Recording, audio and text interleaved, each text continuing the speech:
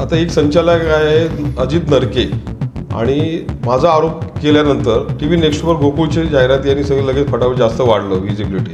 तुम्हाला रेकॉर्डच माहीत नाही काय, अकाउंटमध्ये गेल्यानंतर तुम्हाला कळणार. व्यवसाय करावा त्यांच्या मी का त्यांच्या मुलाच्या विरोधात नाही, काही नाही, प्रत्येकाने व्यवसाय करावा.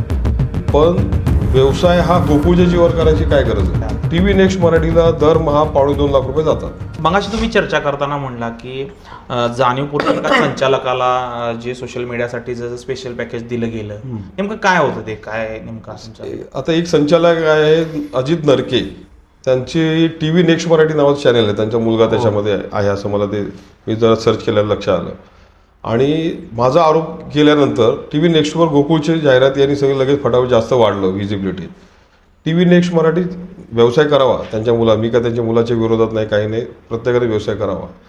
पण व्यवसाय हा गोकुळच्या जीवावर करायची काय गरज आहे? आणि कॉन्फ्लिक्ट ऑफ इंटरेस्टप्रमाणे तुम्ही ज्या ठिकाणी संचालक आहात त्या ठिकाणचा आर्थिक फायदा तुम्हाला घेता येत नाही. म्हणजे एखाद्या संस्थेमध्ये मी संचालक, कारभारी पण आपणच आणि सगळं हे वेंडर स्वतः झालेले सगळे 3 संचालक स्वतः वेंडर आहेत. काय नेमकं आरोप आहे तुमचा? काय नेमकं तथ्य त्यात काय आहे? टीव्ही नेक्स्ट मराठीला दरमहा 2.5 लाख रुपये जातात.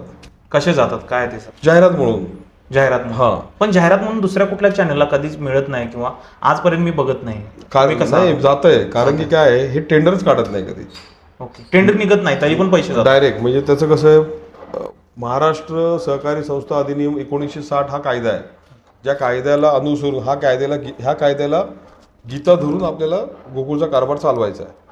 पण हे तसं न करता प्रोप्रायटरी कसं चालवतं, म्हणजे एखादी खाजगी कंपनी स्वतःची, मीच मालक, मीच बोर्ड ऑफ डायरेक्टर, सगळं मीच, त्याप्रमाणे लोक काम चालवतात.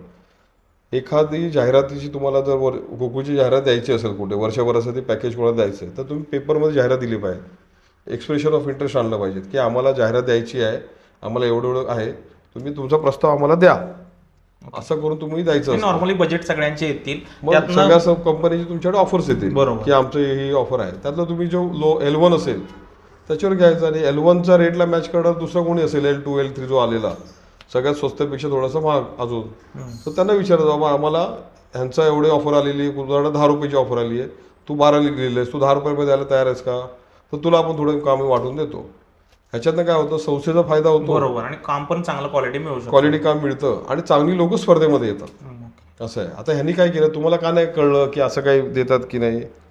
कारण की त्या ह्याच्यामध्ये त्या टीव्ही नेक्स्ट मराठीला देण्याचं तुम्हाला रेकॉर्डच माहीत नाही काही, अकाउंटमध्ये गेल्यानंतर तुम्हाला कळणार. ओके, बाहेरच्या बाहेर सगळं सुरू आहे ते. अजून काही चॅनल्स आहेत त्यांना देणं, काही चॅनल्स गोकुळची आमची बातमीच लावत नाहीत, गोकुळमध्ये काय चाललंय हे नाही. जेव्हा गोकुळचे ठराविक काही संचालक अडचणी येतात कुठेही, म्हणजे राजकारणामध्ये येऊ द्या किंवा KDC मध्ये येऊ द्या, त्यावेळी ते चॅनल धावत जातं आणि ते कव्हर करतं. थोडक्यात त्यांना स्पॉन्सर गोकुळकडनं होतं आणि त्या संस्था, ते जे चॅनल आहे ते त्यांना सपोर्ट करतात, त्यांचं पर्सनल सगळं अजेंडा ते राबवतात. हां, असं सगळं आहे ते. अशाच नवनवीन अपडेट्ससाठी डिजिटल कोल्हापूर चॅनेलला सबस्क्राईब करायला विसरू नका.